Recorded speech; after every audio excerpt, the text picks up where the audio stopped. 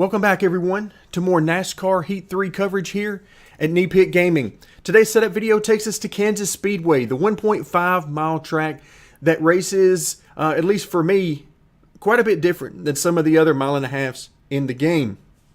And that's a very good thing for me because it adds a little bit different flavor. You can run multiple grooves here, anywhere from the very bottom all the way up to rim riding right around the wall, just like you see them do in real life, and you can be fast really anywhere you're running. We're going to be taking a look at all three of the top series, from the trucks, Xfinity, and finally the Monster Energy Cup cars. We'll talk a little bit about the setup, about lap times, and about the track itself. So let's get to it. Now that we're at the track, before we jump into the setup itself, let's talk a little bit about the track itself as well as lap times. As I mentioned in the intro of the video, you can run this track wide open in all three series if you so choose. It's particularly easy in the trucks and Xfinity to run wide open, but can be a little bit trickier in Cup, but is certainly still doable if you desire to do it that way. Or you can choose to crack the throttle just a little bit on entry, maybe even through the center, depending on how you drive the car, and still make fantastic speed. Also, feel free to use any and all of the grooves at this track. All the way from the very bottom, all the way up to inches away from the wall are viable lines around this racetrack for speed. Now, in general, you can run the high side anywhere you want at any of the tracks, but it's not always very conducive to speed. Here, it is, particularly in the Cup car, a viable line around the track because you can carry quite a bit of speed running the high side here. So it makes it a lot of fun, and it makes this track a little bit different than some of the other mile and a halves, which is, as I mentioned, a very good thing for me because it can get kind of boring if all the tracks drive exactly the same.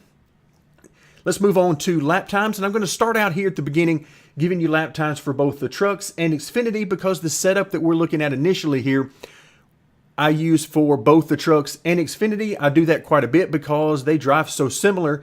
In fact, to me, the Xfinity car is actually easier to drive than the truck. So it's the same or very similar setup works very well with both the trucks and Xfinity. So we'll start out there.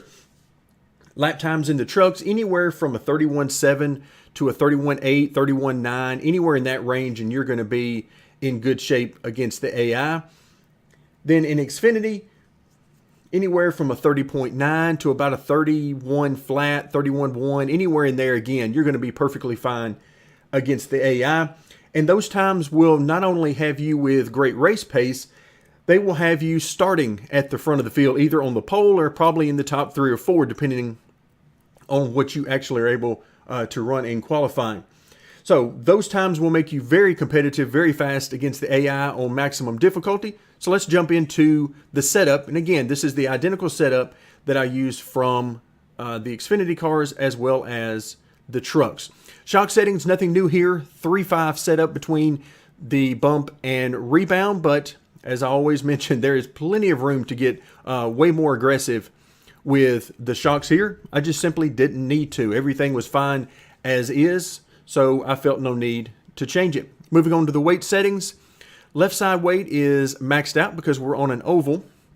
So we want all the weight to the left that we can get over there. Front weight and wedge, you notice, are both at 52%. I chose to go with this style of setup because it's a little bit more stable. You can certainly get the car a good deal looser and have it rotate a good bit faster than what I have it. But I wanted this car to be very stable in all three series so that you had a good combination of speed as well as stability, because it doesn't do you any good if you are constantly trying to catch the back end of the car. It might be fast for a little while, but in the end, it's hard to run consistent laps that way. So I found what I think is a very good compromise. It's still plenty fast, but at the same time, it's fairly stable. Now, the one area that you're probably going to run into some issues, if anywhere, is going to be on entry. And that's simply because we need to get the car rotated on the entry of the corner. And that's where you can either crack the throttle if you want to, just to settle the car a little bit, let it rotate.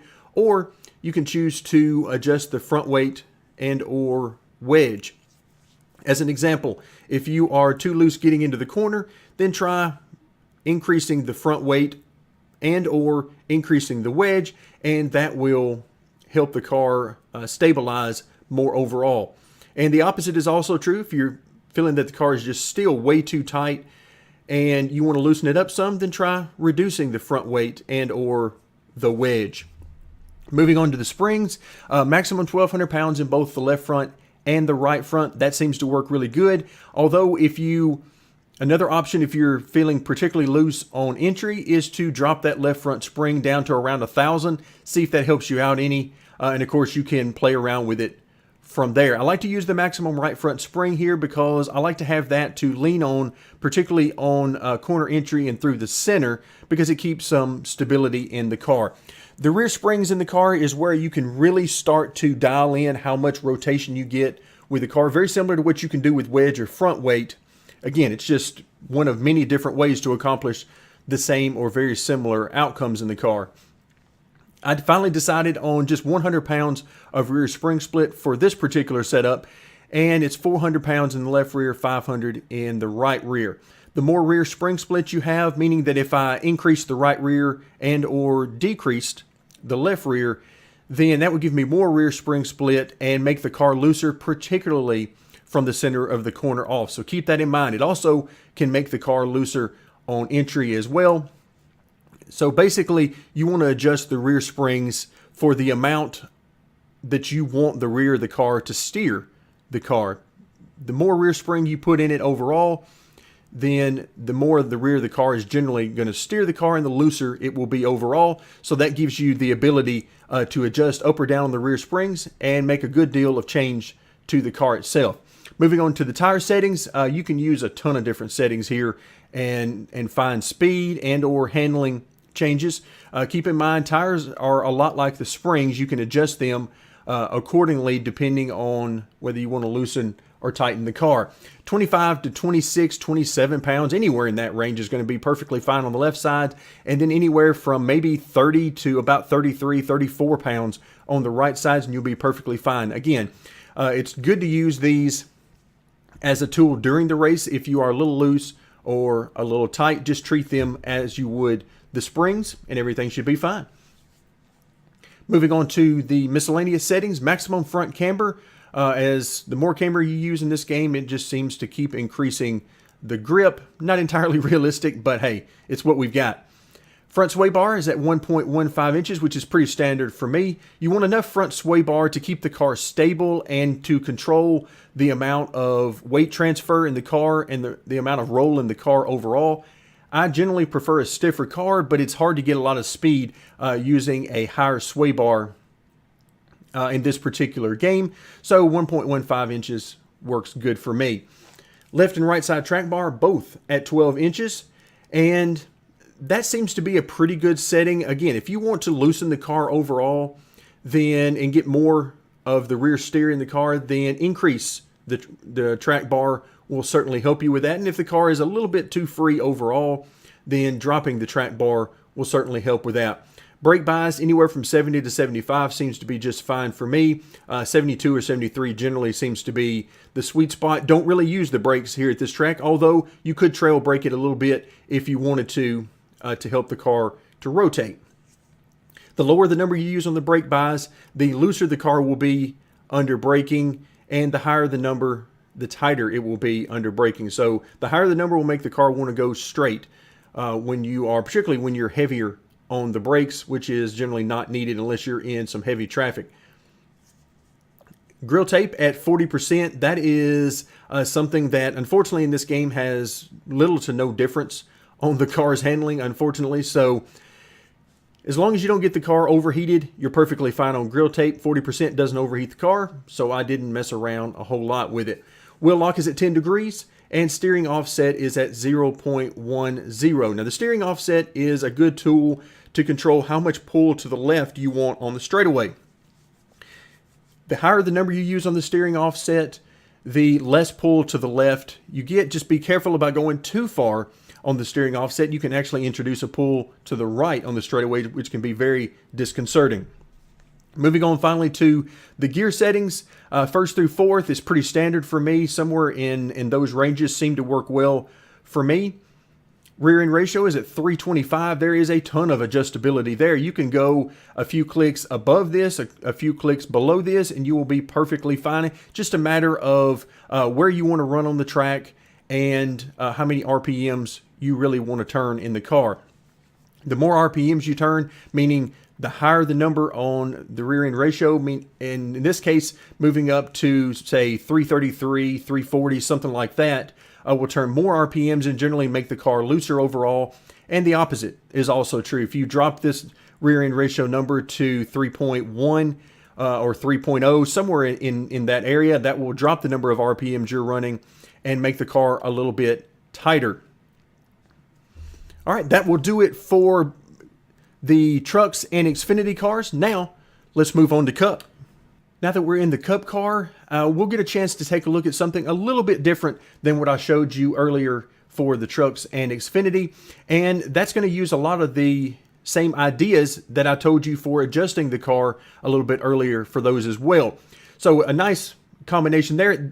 This type of setup will also work in the other two series. I just wanted to give something a little bit different feel for the Cup cars. The Cup cars are so fast at this place, and as I mentioned earlier in the video, you can choose to run it wide open in the Cup car. I generally don't, simply because I like to lift off the throttle just a little bit on entry, and by a little bit I'm talking maybe only 90% throttle, 80% throttle, somewhere in that range, just depending on which groove I'm trying to run. I'll lift a little bit more if I'm trying to get to the bottom, maybe a little bit less if I'm going to run right around the top near the wall. So keep that in mind. Again, using all the grooves is certainly viable, particularly in the Cup car for speed.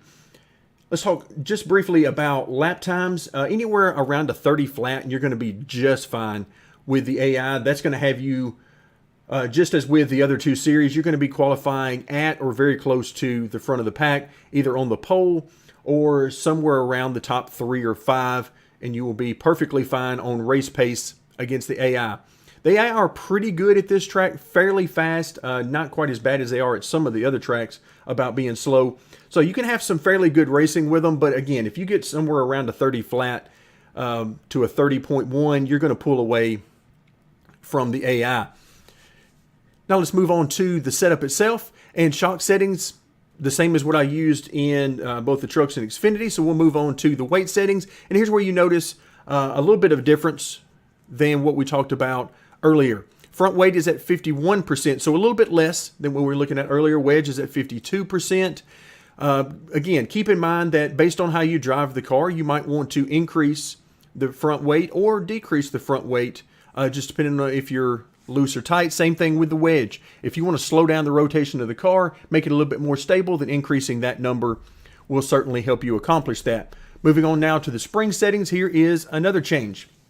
We talked about how one of your options to tighten the car up a little bit on entry is to drop the left front spring just a little bit, and that's exactly what I've done here, running 1,000 pounds in the left front and 1,200 in the right front. So that makes the car just a little bit tighter on corner entry. So if you want to loosen it back up a little bit more on corner entry, then try increasing that left front spring and see if that helps you out.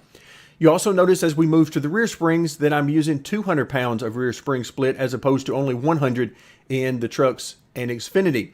And that's simply for a little bit different feel. You're running so fast here that I wanted the car to rotate just a little bit more and get more out of the rear end of the car instead of driving it more off of the right front as I do with the other two series. Moving on to the tire settings, same things apply here, 25 to 27 pounds on the left sides, anywhere from 30 to about 33 pounds actually will work just fine on the right sides. And there's a great deal of adjustability there to make the car handle the way you want it to handle. Again, use the tires, particularly during the race, as springs. Think of them as springs. So the more you go up on a particular corner, that is going to make that corner a little bit stiffer and generally give it a little bit more grip within certain limits, of course. Miscellaneous settings, maximum front camber, same front sway bar, so nothing different there, but you notice that the track bar has been dropped multiple inches. I believe it was 12 inches on the others, and here we're using 9 inches, and that's simply because with the increased amount of rear spring split, I needed a little bit more stability in the rear of the car, and I accomplished that by dropping the track bar a little bit. Brake bias, grill tape, all of these things are basically the same idea as what we've talked about earlier. Same thing with wheel lock and steering offset, and you notice that the gear setting as well is identical. But again, there are a lot of things you can adjust on this car and make it handle very differently just by making a few adjustments to front weight, wedge, the rear spring rate. Any of those things can make a significant difference in the handling of the car. Hopefully you've enjoyed the video. Hopefully you can take some of these concepts and put them into your own setup for Kansas Speedway. Thank you very much for joining me, and stay tuned as we will continue our support for NASCAR Heat 3.